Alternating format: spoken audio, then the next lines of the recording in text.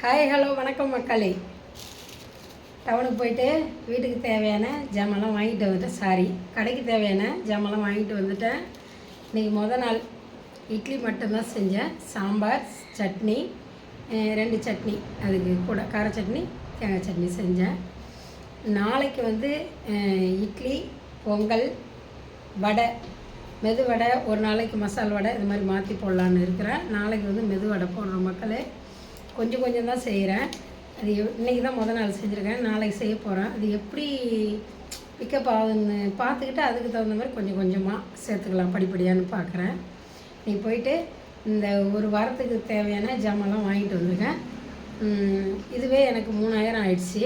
இப்போ நான் இந்த 3000 இதில் இன்வெஸ்ட் பண்ணியிருக்கேன். இதில் எனக்கு எப்படி லாபம் கிடைக்கிது, நான் எப்படி எடுக்க போகிறேன்றதை இந்த ஒரு வாரத்துக்குள்ளே எழுதி வச்சு கணக்கு பார்த்து அதுக்கேற்ற மாதிரி தான் அதுக்கப்புறம் ஜாமான் வாங்கணும் பிளான் பண்ணியிருக்கிறேன். நான் பாருங்கள் எல்லாமே வாங்கிட்டு வந்துட்டேன். மிளகாய் ஜாமான் கூட வாங்கி 1/2 கிலோ அரைச்சிட்டு வந்துட்டேன். பாருங்கள், வீட்டில் அரைச்ச குழம்பு மிளகாய் தூள் தான் நான் யூஸ் பண்ண போகிறேன். எல்லாமே வாங்கிட்டு வந்துட்டேன் மக்களே. ஒரு வாரத்துக்கான பொருள் அனைத்துமே வாங்கிட்டு வந்துவிட்டேன்.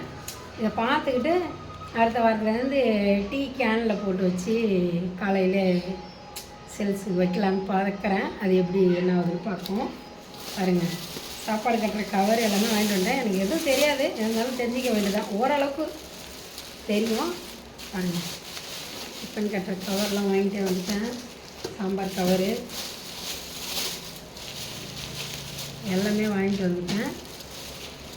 இது துணி தைக்கிறதுக்கு மிஷினுக்கு தேவையான பொருள். இதையும் பார்க்கணும் அதையும் பார்க்கணும்ல. பாருங்கள், கட்டுறதுக்கு நூல் எல்லாமே வாங்கிட்டு வந்துட்டேன்.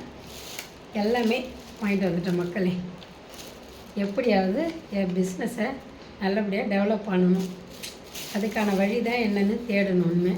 இதில் என்ன வாங்கலைன்னா காய்கறிகள் கொஞ்சம் வாங்கலை. அது ஏன்னா நான் எடுத்துகிட்டு போன பைசா கரெக்டாக இருந்துச்சு, வாங்க முடியல.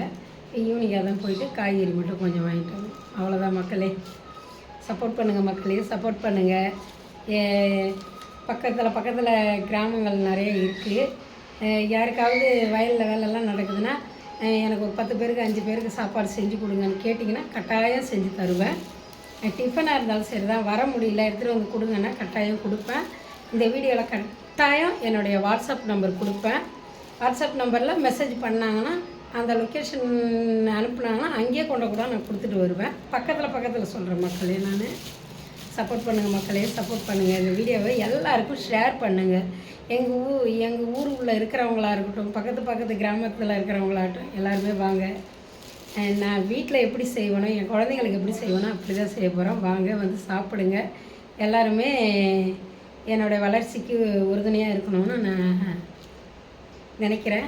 சப்போர்ட் பண்ணுவீங்கன்னு நம்புகிற மக்களே. அவ்வளோதான். வீடியோ பிடிச்சிருந்தா லைக் பண்ணுங்கள், ஷேர் பண்ணுங்கள். கட்டாயம் ஷேர் பண்ணுங்கள். எல்லாருக்கும் லைக் பண்ணுங்கள் மக்களே. நெக்ஸ்ட் வீடியோவில் பார்க்கலாம். பாய்.